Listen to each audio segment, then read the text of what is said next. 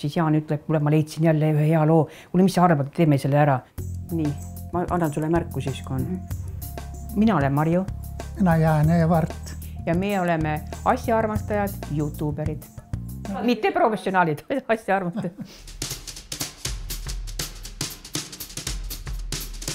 Teeme neid väikesi niisugusi videokesi. Kodust ma laia maailma, kord rändasin sügise. Ma nimetan ääreväristajaks, millega ma ei ole laulda. Ma proovisime ühte lugu teha ja vaatasime täitsa vägevan, et võib hakata proovima. Esialgu sõpradele suunatud videotel on nüüdseks kogunenud pea 300 000 vaatajat. Lisaks ühisele kontole on kuulmise järgi lugusid õppival Jaanil ka täitsa oma kanal, mis keskendub ainult pillimängule.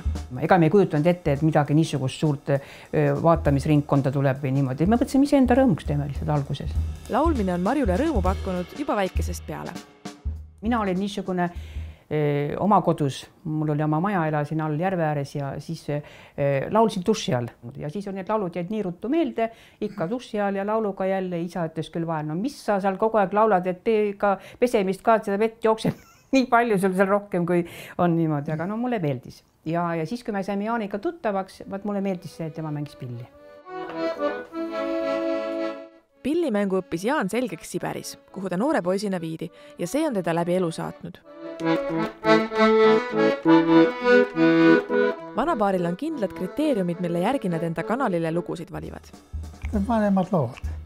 Tuletame meelde neid laule, mida enam tänapäeval ei laulda.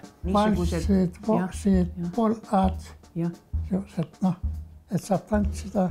Põhiline, millel sõnum on. Ma veel kord ütlen, ma ei ole mingi laulja. Ma olen lihtsalt, nagu öeldakse, hääleväristaja. Aga mul on põhiline see, et see sõna, see tekst jõuaks kohale. Ma panen selle rõhku. Internet ei halasta aga kellelegi. Nii on ka Jaan ja Marju kokku puutunud küberkiusamise ja halbade kommentaaridega. Algul võtsid hinge. Mul on nüüd nii tehtud, et kommentaarid tulevad mulle ja ma ise otsustan, kas ma lasen selle läbi või lase. Vanasti ma ei oskan seda. Eks elu õpetab, kui oled vitsad kätte saanud. Julgust peaks inimestes olema ja kui inimesed tunnevad, et neil on seal sees, nad tahaks nagu pakkuda teistele inimestele, tehku julgelt.